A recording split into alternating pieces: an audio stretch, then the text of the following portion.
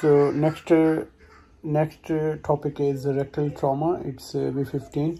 A 45-year-old male is brought to a need station following a motorcycle accident. On arrival, he has GCS of 15, in pain with obvious pelvic injuries, tachycardic but not hypotensive. How would you proceed?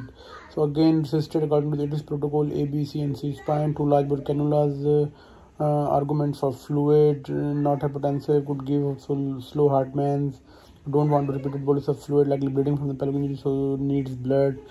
Blood group and save FBC, UNE is amylase, and then UNE, ABG is lactate, and tranexamic acid. Secondary survey, long bone injuries including spinal assessment, log roll and PR, blood, PU and dipstick. Target X-rays, chest X-ray, pelvic and long bones, fast scan, ample history, and proceed to contrast CT.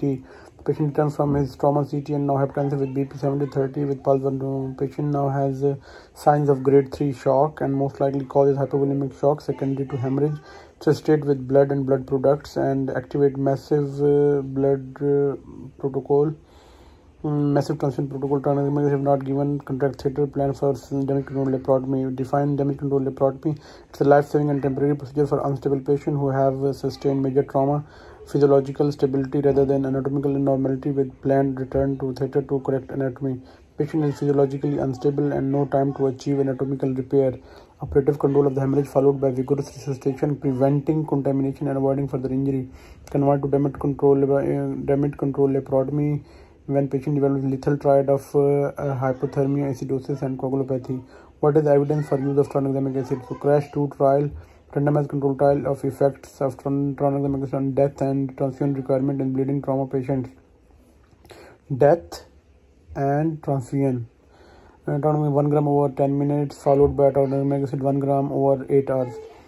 Early administration of tranexamic acid 6 minutes safely reduce the risk of death in the bleeding patient and is cost effective. Also benefit if given 1 in 3 years, no benefit after 3 years. CT comes back showing bleeding from pelvis and gas around the rectum with rectal injury. How do you proceed?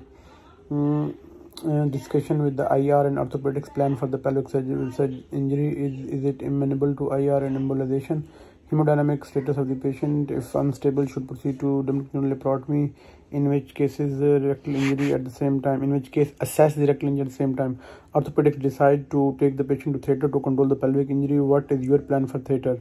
So this is damage control laparotomy. Control of life-threatening hemorrhage comes first.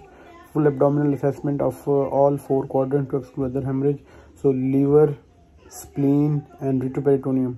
Walk bowel from DJ to rectum to exclude the ischemia and enterotomies. Assess rectum based on the CT. Look for obvious injury, air leak test and methylene blue test. Check with the anesthetist as effects carbon dioxide readings.